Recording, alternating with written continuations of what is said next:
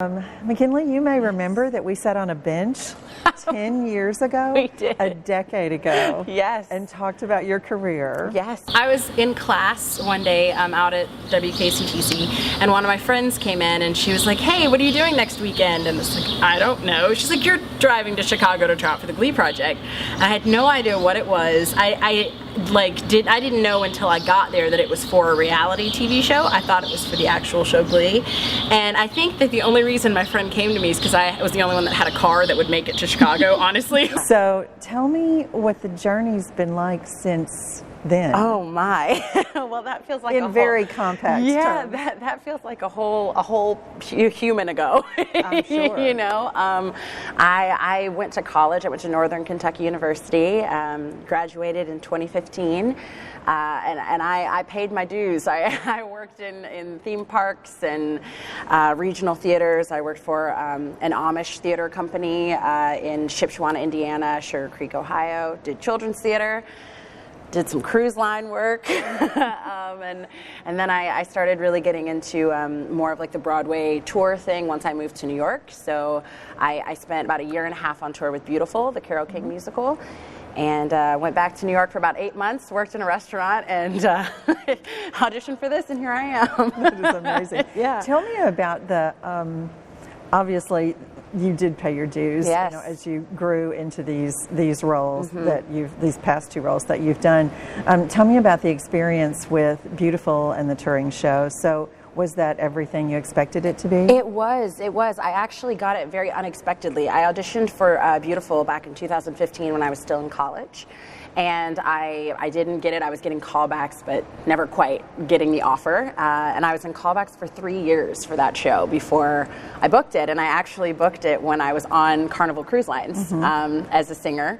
And my agent called me one night and he said, "I think I have an offer for you for Beautiful. Would you leave the cruise line?" And I was like, yes, yes, I would. And you know, literally 3 days later, I was in a rehearsal studio in Toronto learning Beautiful, and it was so surreal. And I was very nervous at first when I started, but then I had to be like, listen, you did this at the Market House. You know how to audition. You know how to rehearse. You know how to. It's just at a larger scale because there are bigger names in the room, but at the end of the day, I mean, this is what.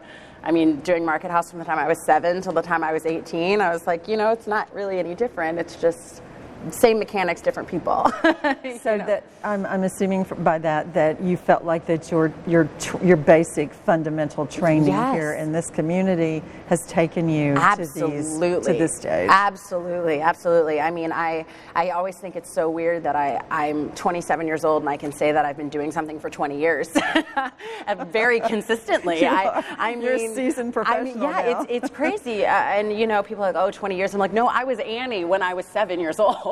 Like it was, I mean, it's been like a constant in my life for 20 years of my life. And it's definitely Market House Theater was a huge component in helping me be prepared to How wonderful that we have that, yes, in our community to do that. Yeah. Did you know at that point, what did your parents take you to these, you know, to the Market House? Did you seek that out? What was the motivation and sort of the inspiration there at that early age? It was actually my sister. So my sister, she's 7 years older than me, and she was doing theater, and you know, like all little sisters, that want to be like their big sister. So we would go to see her plays, and you know, that came from my parents seeking out Market House, and you know, one day I was like, I want to audition, like I want to do it. And I remember the first audition. It was for Annie Jr. My sister was Miss Hannigan. I was Annie, and it was just the perfect storm. She got to snatch me around on stage, and it was allowed.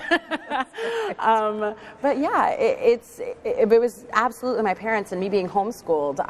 It was great with me, my social interaction, and also just dealing with adults every day, and yeah, it was the flexibility too to be able to do that on your schedule. Yeah, honestly, like the experience just incomparable. Like it was great. So in terms of doing a musical on tour, What are the perks and the challenges? There have to be some of both, right? It's a balance. It's not paradise, Absolutely. right? I would say that the challenges are, number one, are allergies, because you don't think about that. Right. And you're in a different state every week. Yeah. And so keeping your voice healthy. Yeah, keeping your voice healthy. You know, I never had allergies in my life, and then I went to Scranton, Pennsylvania with Beautiful, stepped off the plane, and I was like, apologies to Scranton. But apologies. Still, it's you know, those trees, I was like, oh my gosh, like, you know, and that's something you don't think about. No. That's something you don't think about. And I think the perks are definitely going to a different state every week. It's seeing so many cities and so many places, and I'd never left the country before I started doing traveling. And when I got on the cruise line, and then also with Beautiful, we went to like 4 cities in Canada. Like I'd never done that before, so it's given me opportunities to travel and experience new things and meet people from different parts of the world. So will there be a ton of family in the audience this weekend? Oh my! I'm just glad I already have a ticket. Absolutely, everywhere that I've gone, someone has been like, I have tickets.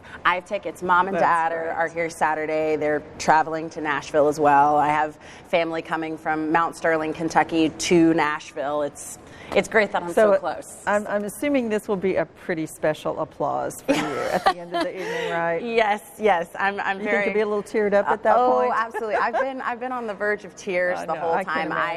I did a performance here at the Carson Center with the Paducah Children's Chorus ages ago, and I remember that was the first time I got to perform on this stage, and I thought it was those white dresses, cotas things that we would wear, and I just remember I was looking out, and I was like, wow, like this is crazy. And now I'm looking at it this way, and I'm like, this is just. Well, it's very thankful. We are very thankful you're here. We're so proud of you and so happy to welcome you back, and we all can't wait to see it Saturday night. I'm so excited. So good luck with the tour. Thank you so much. You're welcome.